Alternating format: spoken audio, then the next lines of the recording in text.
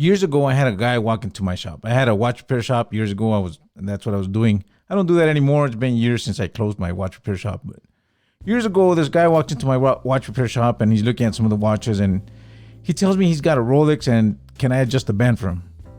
And I said, yeah, sure, bring it in. What Rolex do you have?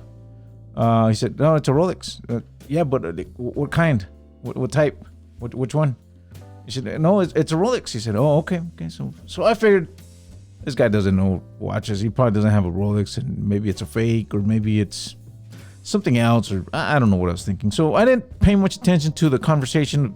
After that, he was looking at some watches. He didn't buy anything, and he left. So I forgot about it. Anybody can say they have a Rolex. It doesn't mean anything. So I would say about 2 or 3 weeks later, he comes in with an actual Submariner, a 1680 red Submariner. And I look at this thing and I told him, you know what this is, right? Yeah, it's a Rolex. I told him, yeah, but it's a red Submariner, it's a 1680. And all that flew by his mind, by his head. He didn't really care. All he wanted to tell me is that was his Rolex and he wanted me to adjust the band. And we've all known that guy. We've all known that person that thinks like their uncle's Bulova is the finest watch in the world, or the guy that's had an Omega or whatever, and that's the finest watch in the world. And we're thinking, this guy doesn't know anything. Ironically, he's actually better off, or a little bit more sane than all of us that have all this information about watches. When I was talking to this guy that had the Rolex, which now we know it's a Submariner, but it was a Rolex. He told me I only wear this watch on special occasions. I really love it. It's the best watch in the world, and I have one. And back then, I was so deep into watches and fixing watches, and I thought, man, this guy doesn't even deserve that watch. He doesn't even know what he's got. But it was his watch, and I tried explaining to him, this is actually a pretty. It's not super rare, but it's more expensive than just a regular Submariner, and it's pretty old. The 70s, and I was trying to explain all this. It just went in one ear and out the other. He didn't really care, and we've all known that type of people, and we've always thought, man, they're so ignorant. But realistically, now that years have passed by, I think, man, I wish I could be like him. I wish I could have one watch, love that watch, and that would be my number one watch. That's the irony in this. I'm pretty sure that the guy that has the most valuable watch, or the most important watch in the world, or the most unique watch in the world, most likely that's not his only watch. That whoever that is, he's got that watch somewhere, and it's probably one of 1,000 or one of 100 watches. It's valuable, it's important, he loves it, but he's got to share that wrist time with that watch, if he even wears it, if he can even wear it, with maybe 100 other watches. So this guy that has a one Rolex, if he's got any special occasion, anything, 100% of the time he's gonna wear his watch. 100% of the time he's gonna wear his Rolex, the best watch in the world, for him.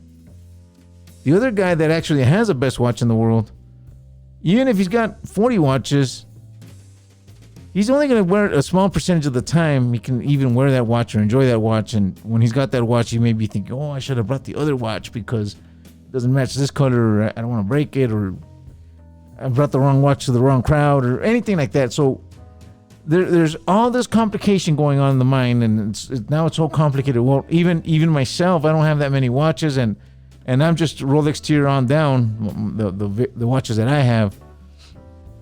And even me, when I go somewhere, I'm thinking, should I wear this watch or that watch, or does it, I just complicate it. And I'm sure everybody that has more than 3 or 4 watches, we just always complicate it. And now your wrist time's divided amongst more watches because you don't have just the one watch.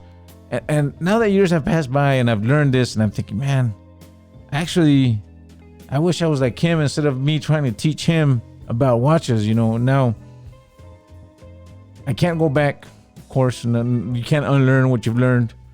It's so difficult. I'm always looking if I walk by a jewelry store or even on eBay, or I'm looking at watches and look at the deals and the prices, and I want that watch and I want the other watch. I have cut back a lot on buying watches and even looking for watches, because I realized I don't even have time to enjoy the watches that I already have. I mean, I wish I could be brave enough and wear 2 watches. I don't. I feel weird. I wish I could. And I compare this irony to, like, if I go somewhere and they ask me, what kind of wine do you want? What kind of wine do you like? I'm not a wine drinker. I've hardly ever drank wine. I know there's white wine and red wine, and I know there's more, but that's all I know. And I would probably, if somebody asked me what kind of wine do you like, all I could do is say red wine. And yeah, but what wine? Red. And I would look like a fool because that's all I know. I don't know anything about wines. I've never really been a wine drinker. So I can see how that guy with his Rolex can be perfectly happy while everybody else is always looking for something else. We just never reach that point. We're never going to be perfectly happy with their watch. I've known people that they swear by Seiko or Bulova, or one of my cousins that they're into I think it's Michael Kors. I have a friend that for him it's Guess watches. I mean, I've given him a lot of watches, like good watches, and he's always gonna wear a Guess watch. That's what he likes, and to him, I don't even know if they even make those anymore, but that's what he loves. It's Guess watches. And I tried teaching him for a few years a little bit about watches, mechanical watches, the difference. No, he just likes Guess watches, and that's it. My cousin, she likes, I think they're Michael Kors or one of those brands. And that's Fossil. She likes Fossil, and that's it. I mean, that to her, that's top of the line. That's what she always buys is Fossils, and I understand. I realize they're perfectly fine. I mean, they're doing the job. They're telling time, and the owner's happy, and that's all that matters. Anyways, that was just my video today. I just want to talk about that. If you know that guy in the office or somewhere that doesn't know about watches and swears by their watch is the best watch in the world, it actually is. I'll see you guys in the next video.